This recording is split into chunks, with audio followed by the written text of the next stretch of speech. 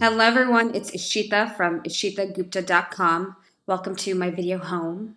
I have been doing a lot of videos for you guys recently, and today I want to share with you a topic that is very close to my heart, something I've been through in the last, I would say, couple of years, pretty intensely, and it's about letting go of relationships that aren't serving you anymore.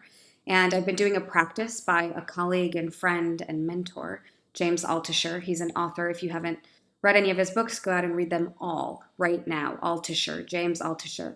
And one of his practices is writing down 10 ideas a day. So I would say consistently over the last few months, I've been writing down 10 ideas a day about anything, about random things. And one of the topics that came to my mind a couple weeks ago was 10 ways, 10 ideas for how to help you let go of a toxic relationship or just an old relationship that isn't serving you anymore.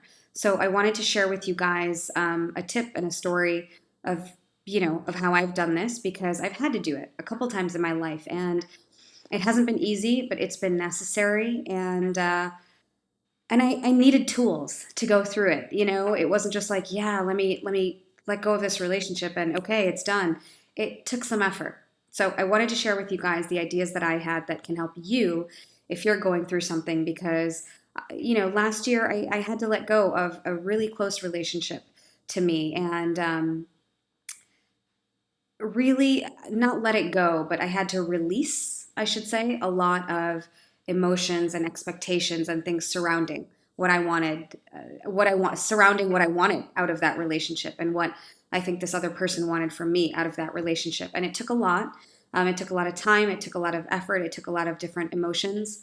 And so part of how I worked through that successfully is by writing a lot, journaling a lot, noticing my own reactions and observations to things, like how I felt if I spent time with this person, how I felt when they said certain things to me.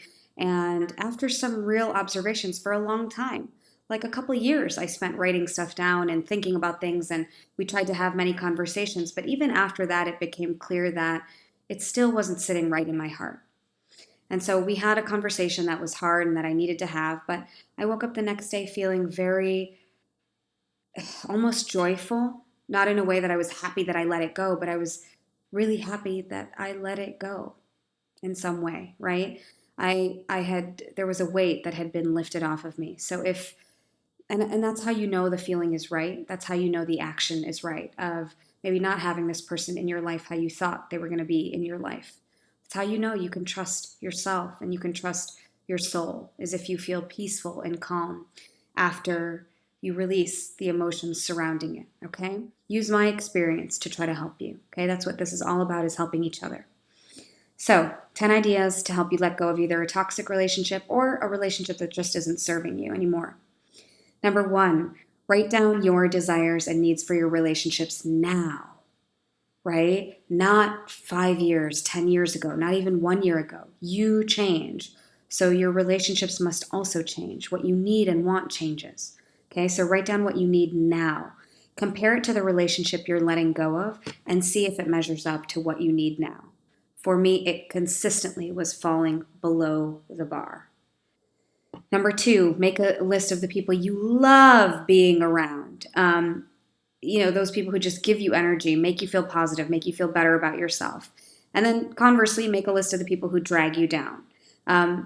See where that person, the relationship that is in question, see where that person falls, which list, or in the middle. Number 3, make a list of all the grievances you have with the person. Either you talk to them about it when you have the conversation, or if it's not going to make any difference at all, you burn it up. And you rip it up and you do a little ritual around it, okay? You don't necessarily need to talk to them about it if you feel clear-hearted about releasing it. So in my example, I didn't need to go through, you did this and I didn't like this and you made me feel this way. It was very clear that I was just ready to release it. Number 4, make a list of 2 things. On one side of your paper, the efforts, the conversations, the amount of trying that you've done with this person to make it work. Romantic relationship or friendship, right? And on the other side of the page, write the positive results that have come from all that effort and trying and negotiating. It's pro and con list. It's not a pro and con list. It's a very metric-based thing. Look to see how many positive results have come from all the effort that you've made. For me, my example was we had so many conversations and trying and attempts and just we kept rehashing the same thing, and it was virtually nil that ended up coming from that, right? There was no goodness or fun or magic or just support that came from all of that trying. So life's giving you a signal. Number 5, ask your heart and your body in a calm moment. Is this person good for me? Is this person good for my soul? And you will get an answer. You will. You just have to learn to tune out all the other stuff that's going on, that you're believing other people, you're listening to the noise of the world. Once you start turning that off, you'll be able to hear the signals, okay? And write down the response that your body gives you. Write it down. You're an observer. You're a scientist of your life now, okay? Write down how you were 5 or 10 years ago. Number 6, write down how you were 5 or 10 years ago and notice how you are now, right? Notice the difference. What we're doing here is we're doing an experiment to see, what did I used to be and want and need, and what do I need now?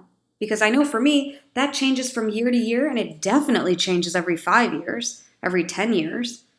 So you're different. You are different, okay? That's not a bad thing. That's a good thing. Number 7, write a list of how X, this person, makes you feel about yourself and notice if it's good or bad.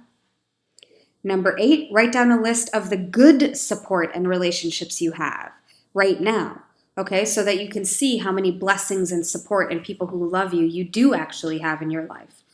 So when I wrote down this list of amazing people who were in my life, I started to hold less strongly to this other relationship. I really started to see that, I could either give myself what I needed, or I had various sources of support that I could use to give me what I needed, that initial friendship was formed on, right? So I didn't hold as tightly to it. Number 9, grow your toolbox. Create your own toolbox. If I were to turn my computer around, you would see a ton of books over here on personal development, support, religion, spirituality, whatever. Everything that supports me, I put into my toolbox, okay? So build your own toolbox, essentially, of tools, of resources, of support that will help you. Number 10, journal about that friendship. Write down and honor it and be grateful for everything that it has given you, because it has given you a lot. You wouldn't be questioning it so much if it didn't serve you in some way and didn't give you something beautiful. So write that down and honor it. Write down the beauty and the joy and love that came from it. Okay? And then also honor the changes that you need to move forward, and honor and respect who you are now and how it needs to look moving forward. Okay? So I think that's it. These are all the ideas that I had written down. Really try it, and don't be afraid. Don't be afraid. It is the scariest thing in the world. Change is the scariest thing in the world, especially with loved ones and close relationships and friendships. It can be the hardest thing to have it out of your life, or to think about having it out of your life. But I will tell you, if you have been consistently feeling bad and sad, and it's just been a source of turmoil for you, it's time to let it go. It's really time to let it go. So use these ideas. Hopefully they help you. Please leave me a comment, like this video below. And for all of these tools and stories and tips, please go to ishitagupta.com to sign up. I only share with you guys what's worked for me. I want to help as much as I can. So go ahead and sign up there, ishitagupta.com. Okay? And I will see you guys on the next video. Thanks, guys. Bye.